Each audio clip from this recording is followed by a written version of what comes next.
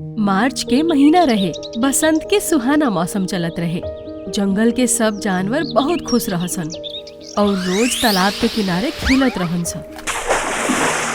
यही तरह एक दिन हिरन, मोंटू बंदर और जम्बो हाथी खेले खातिर इकट्ठा भइलन सा। उ देखलन सा कि मोंटू बंदर के हाथ में एगो बॉल रहे जेकरा बारे में उ ना जानत रहसन। ई गोल गोल चीज का बा? यार हम रोजाना एके गो गेम खेल खेल के थक गइल बानी, यही से आज कुछ नया ट्राई करे के मन करता। कह त तू ठीके रहल बारा हो। अब हमरो कोनो नया गेम खेले के मन करता। तू लोगन पकड़ा पकड़ी में इतना तेज भागेला कि हर बेरा हम ही हार जाइले। ई सुन के सब लोग हंसे लगलन सा। अरे यार हम एगो बहुत मजेदार गेम ढूंढले बानी। हाँ ही देखा, एकरा बॉल कहल जाला। मोंटू बंदर बॉल उछाल के कहलस, अच्छा त ई बॉल के साथ हमनी के कौन गेम खेल सकीले जा? अरे बहुत आसान और मजेदार गेम बा मर्दे। हमनी के ई बॉल के एक दूसरा के लगे फेंकल जाई, लेकिन हाँ लात मारे के पड़ी, एकरा किक मारे के पड़ी, हाथ से ना मारे के पड़ी। सुन के सब आपन आपन जगह ले लेलन सा और मस्ती करत करत खेले लगलन सा। उ लोगन के शोर सुन के एगो कछुआ तालाब से निकलल और ओकनी लगे आके कहलस, तू लोगन तो बड़ा मजा से खेल रहल बारा हो। तू लोगन हमरो के तनी मनी खिलाइबा का संगे? सुन के सब खुश भइलन सा और उ लोग ओकरा के साथ खिलावे खातिर मान गइलन सा। अब कछुआ भी ओकनी साथे मस्त होके खेले लागल।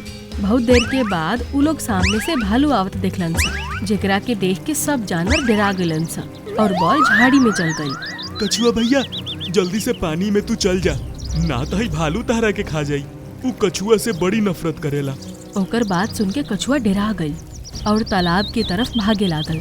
पर कछुआ के चाल त रउआ लोग जानत हई जा। वो बहुत धीरे धीरे चलत रहे और भालू के ओकरा पे नजर पड़ चुकल रहे। वो बहुत तेजी से वहाँ पहुँचल। ई देख के कछुआ अपन हाथ पैर सब खोल के अंदर ले लेलस। ओकरा के देख के भालू कहलस, ए कछुआ, यहाँ पानी से बाहर कई तहार लोग के दोस्त बा? ना ना, ई कछुआ नहीं खे। अच्छा तई का ह? अरे भालू भैया, ई त एगो बॉल बा। बॉल ई का होखेले? ई एगो गोल गोल चीज होखेला जैसे इंसान के बचवन खेले ले। हम शहर में देख के आइल रहली, यही से हमनियों के तालाब के किनारे ई गेम खेले लगनी हा। सुन के भालू कछुआ के ध्यान से देखलस और कहलस, अच्छा तई बॉल बा और ई तू लोग यहाँ एकरा से खेलत रहला? सब ओकर आँख देख के डर गइलन सा। लेकिन हिरन बात के संभाल के कहलस, हाँ हमनी के खेलत रहनी, तू खेले के चाहबा का? हाँ खेलल चाहब, लेकिन आज ना कल। आज बड़ा थक गइल बानी हम। ठीक बा, तो हमनी के खेलल जारी रखा तानी। कह के हिरन कछुआ के तरफ बढ़त ही रहे कि भालू कछुआ के उठा लेलस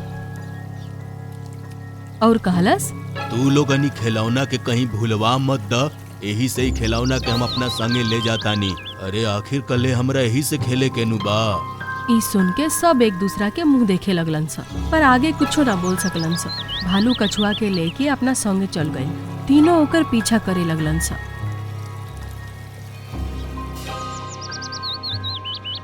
उ कछुआ के अपन गुफा में ले गई और ओकरा के एक तरफ रख के आराम करे लागल। ओकरा के सूतत देख के सबसे पहिले हिरन ओकरा तरफ धीमे कदम से बढ़ल और वहाँ तक पहुँच गई। तभी भालू एगो करवट लेलस और एगो जोर के हाथ हिरन के लागल। वो वापस गुफा के मुंह पे पहुँच गई।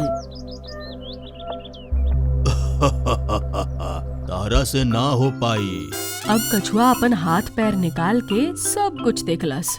ऊ खुश हो गई कि भालू सूतल बा और ओकर दोस्त गुफा के मुंह पे खड़ा होके ओकरा के बाहर आवे के इशारा करत रहन सा। कछुआ अपन चाल के हिसाब से धीरे धीरे ओकनी तरफ बढ़े लागल। जम्बो हाथी जल्दी से ओकरा के अपना भिरी बुलावे खातिर अपन सूंड से खींचे चाहलस, पर कछुआ त ना उठल। एगो लकड़ी ओकर सूंड पे जा लागल, जेकरा से ओके तेज छींक आ गई। ओकर जोर के छींक सुन के भालू जाग गई।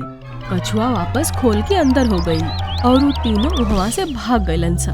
भालू देखलस कि बॉल अपन जगह से काफी आगे तक पहुँच गइल बा। वो सोच में पड़ गइल। दूसरा तरफ हिरन, मोंटू बंदर और जम्बो हाथी तेज तेज भागत रहन सा। जम्बो, तार एगो गलती के वजह से कछुआ बाहर ना आ पाइल। अरे का जरूरत रही करे के? वो दोनों जम्बो हाथी के दोष देवत रहन सा। अगला दिन तीनों ई सोचे लगलन सा कि कछुआ के अब कैसे बचावल जाए। तब ऊ लोग एगो तरकीब निकलन जा और तालाब भी गईलन जा।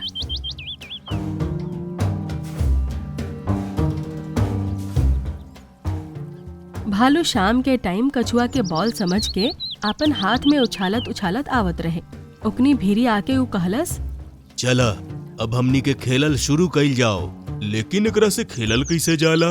अरे ठीक ऐसा ही जैसे तू एकरा के हाथ में लेके उछाल उछाल के हमरा लगे आइला। हम एक दूसरा की तरफ उछाल उछाल के खेलब सन। जेकरा हाथ से कैच छूट गईल उ हार जाई। ओकर बात सुन के सब थोड़ा थोड़ा दूर होके खड़ा हो गईलन जा और तब एक के बाद एक कछुआ के उछाल के खेले लगलन जा।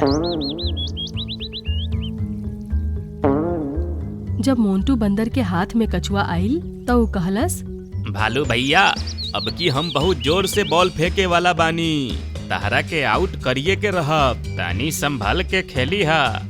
ई सुन के भालू और सावधान हो गई।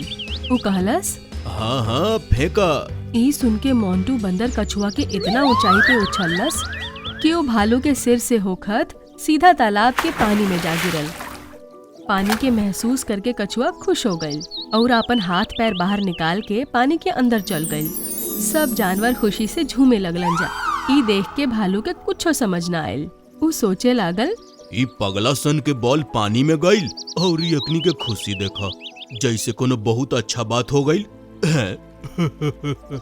भालू हंसत हंसत वहाँ से चल गई और ऊ सब कछुआ के जान बचे के खुशी में झूमत रहसन।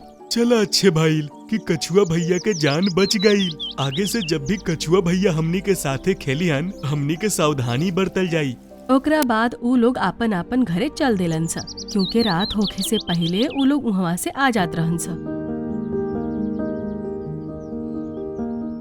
ऊ दिन के बाद ऊ लोग रोजाना ऊ जगह पे खेले लगलन सा और कछुआ भालू के आवे से पहले ही तालाब में चल जात रहे।